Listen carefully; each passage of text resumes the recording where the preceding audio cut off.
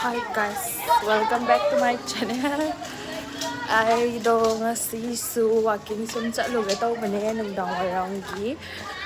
ꯏꯃꯥꯟꯅꯕꯤꯒ ꯑꯩꯒ ꯑꯗꯨꯒ ꯁꯨꯝ ꯀꯩ ꯍꯥꯏꯗꯤ ꯀꯃꯥꯏꯅ ꯎꯠꯂꯛꯀꯦ ꯆꯠꯃꯤꯟꯅꯁꯤ ꯃꯌꯥꯝ ꯅꯣꯏꯔ ꯃꯥꯏꯁꯤꯁꯨ ꯎꯠꯂꯛꯀꯦꯀꯣ ꯑꯗꯨꯝ ꯃꯊꯪ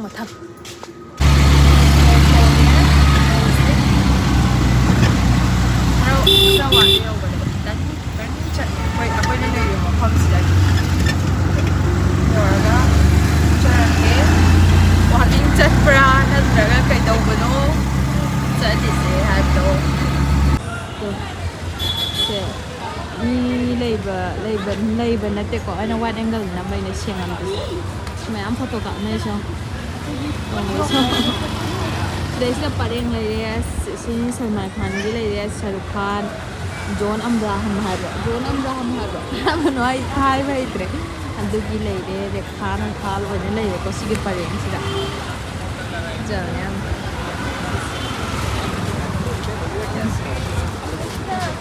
ꯌꯥꯝ ꯏꯪ ꯂꯥꯎꯕꯅꯦ ꯑꯃꯨꯛ ꯎꯠꯂꯛꯀꯦ ꯃꯐꯝꯁꯦ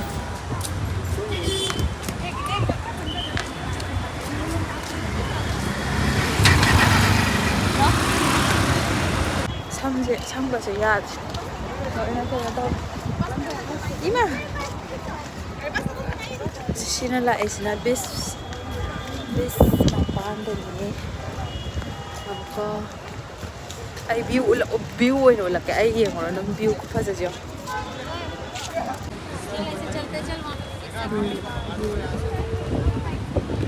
ꯐꯝꯃꯤꯕ ꯃꯤ ꯃꯌꯥꯝꯁꯦ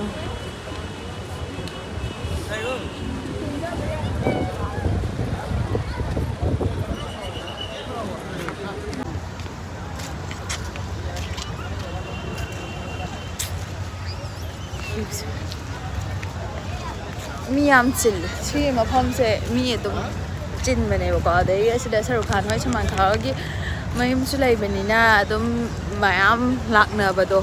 ꯃꯤ ꯃꯌꯥꯝ ꯂꯥꯛꯐꯝ ꯀꯣꯏꯐꯝꯗꯣ ꯑꯣꯏꯕꯅꯦꯕꯀꯣ ꯁꯥꯏꯁꯦ ꯀꯩꯁꯨ ꯂꯩꯕꯗꯤ ꯅꯠꯇꯦꯀꯣ ꯑꯁꯤꯅ ꯚ꯭ꯌꯨ ꯌꯦꯡꯐꯝ ꯂꯩꯔꯦ ꯑꯗꯨꯒ ꯑꯁꯤꯅ ꯀꯩꯅꯣ ꯂꯩꯔꯦ ꯑꯗꯨꯗꯨꯒꯤ ꯑꯗꯣ ꯑꯩꯈꯣꯏꯁꯨ ꯀꯣꯛꯀ ꯉꯥꯎꯔ ꯑꯣꯇꯣ ꯃꯌꯥꯝꯁꯤꯅ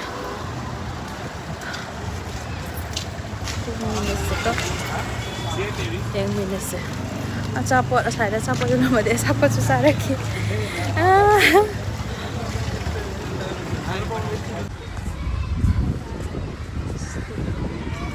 ꯐꯖꯩ ꯌꯥꯝꯅ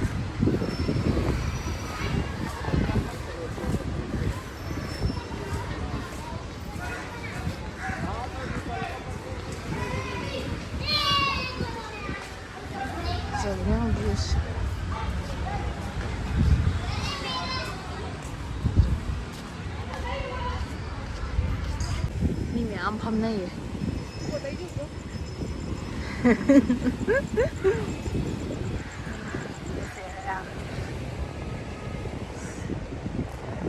ꯊꯦꯝꯕꯤ ꯀꯨꯝꯕꯗ ꯅꯥꯟꯊꯨꯗꯧ ꯃꯥꯜꯂꯦ ꯑꯩꯁꯨ ꯃꯝꯃꯦ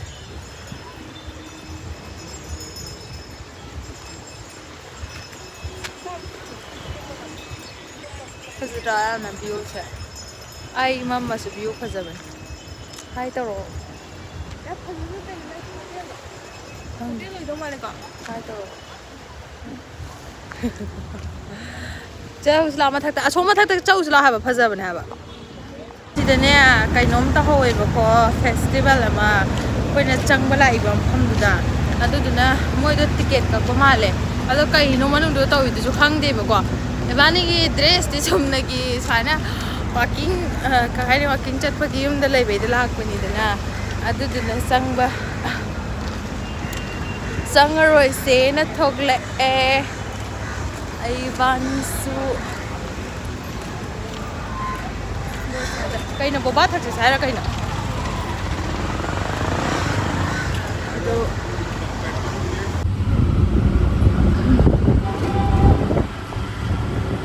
ꯌꯥꯝ ꯐꯖꯕꯅꯦ ꯌꯦꯡꯉꯣ ꯕꯣꯕꯥꯗꯣ ꯑꯃꯨꯛ ꯄꯥꯏꯔꯁꯦ ꯑꯗꯨꯒ ꯀꯦꯛꯁꯨ ꯆꯥꯎꯔꯁꯦ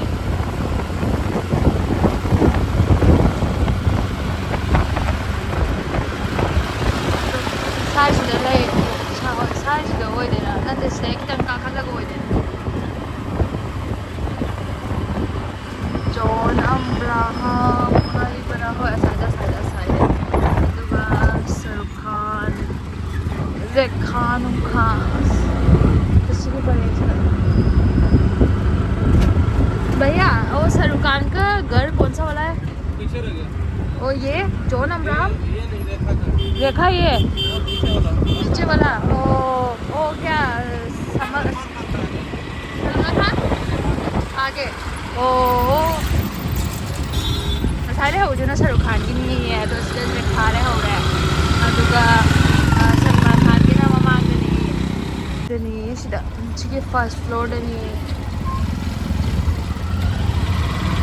ये बिल्डिंग और ये फर्स्ट फ्लोर है ओ ये फर्स्ट फ्लोर गेट है सामने आगे ओ ये फर्स्ट फ्लोर दनी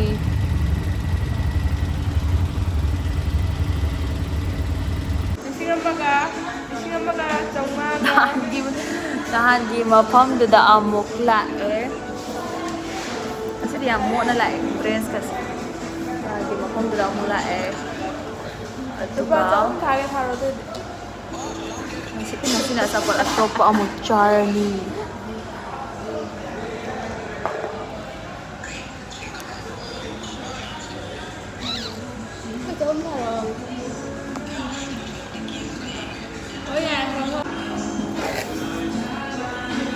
copot ngai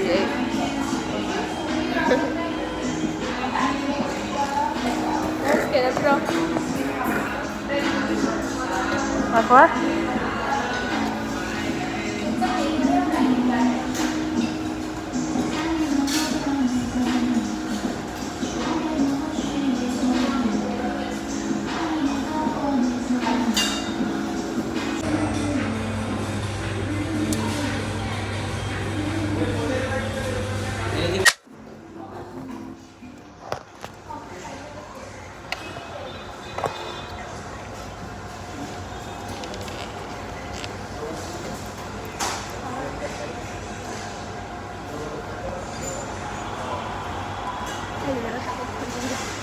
Nhớ thăm mọi người đâu quay một lần vậy ạ.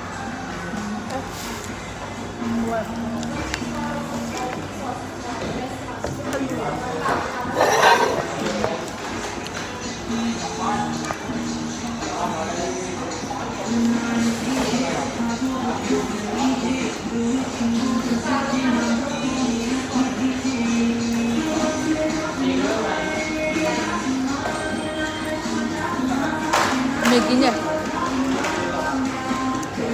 Mau salang ba dam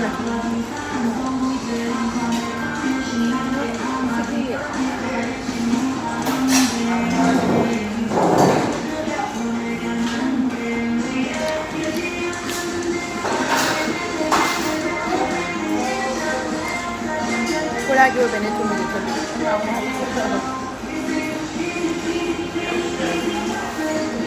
Tahu ya.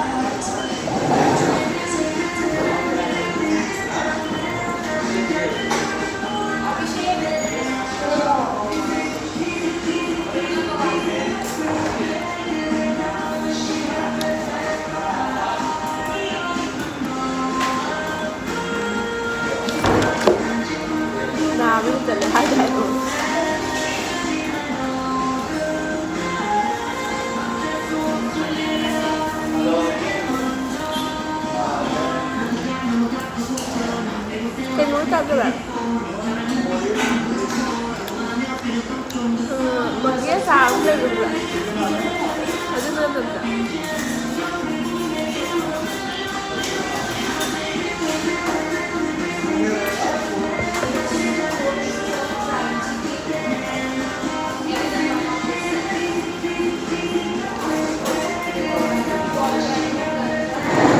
Spring onion.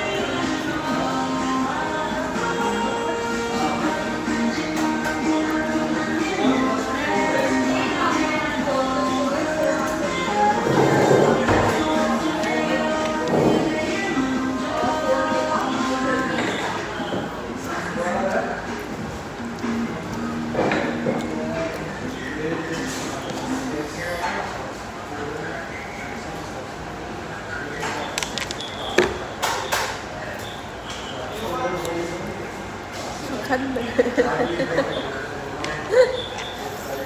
Ăn được bức hình. Không biết không làm ăn rồi nhỉ?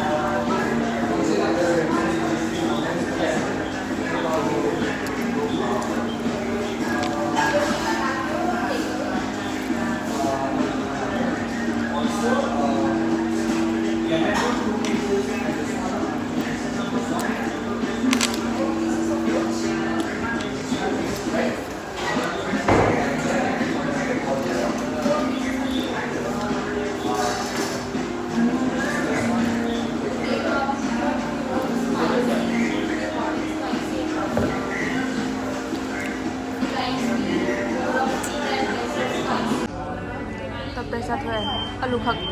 mà to mà cái khak le màu ra pizza mà cái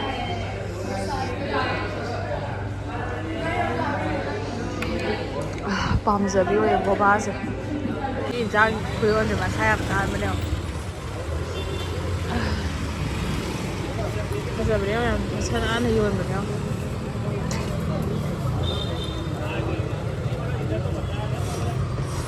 lấy những dress mày mà sao ăn đây rồi đó có chỉ phải áo đầm như lấy những cha bố tập tay cha thôi rồi cái nè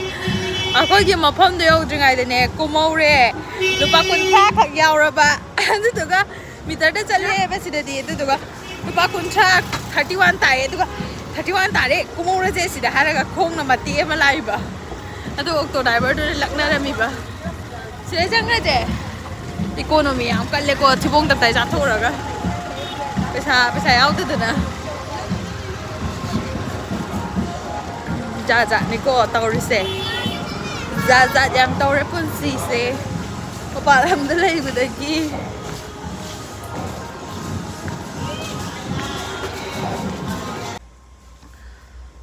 hale hidak su thire hidak kap na ba hidak su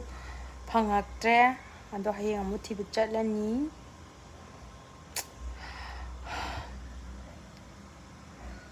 skin je का इसानी हो कैसे ना रेसू drop हम कैसे ना पैसा लगती है